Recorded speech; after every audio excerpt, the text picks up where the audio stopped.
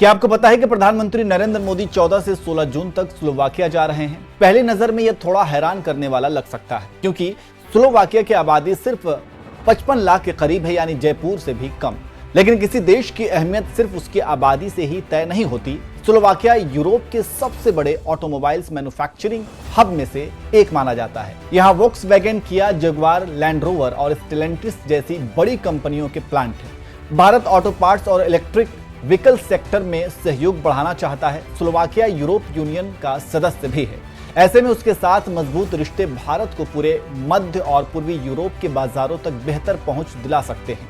आने वाले समय में भारत और यूरोप यूनियन के बीच व्यापार बढ़ाने में भी यह मददगार साबित हो सकता है। रूस यूक्रेन युद्ध के बाद यूरोप में रक्षा क्षेत्र तेजी से बदल रहा है। स्लोवाकिया भी अपने डिफेंस सिस्टम को मजबूत बना रहा है। भारत अपने स्वदेशी रक्षा उपकरणों और तकनीक का निर्यात बढ़ाना चाहता है, इसलिए दोनों देशों के बीच डिफेंस पार्टनरशिप की भी अच्छी संभावनाएं हैं।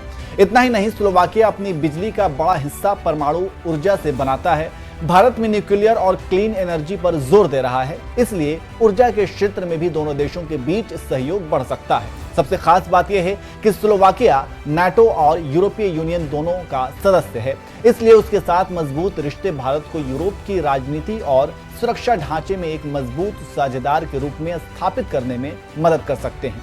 यही वजह है कि भले ही स्लोवाकिया एक छोटा देश हो, लेकिन भारत के लिए उसकी रणनीतिक और आर्थिक अहमियत काफी बड़ी है और इसी कारण प्रधानमंत्री मोदी की यह यात्रा बेहद महत्वपूर्ण मानी जा रही है।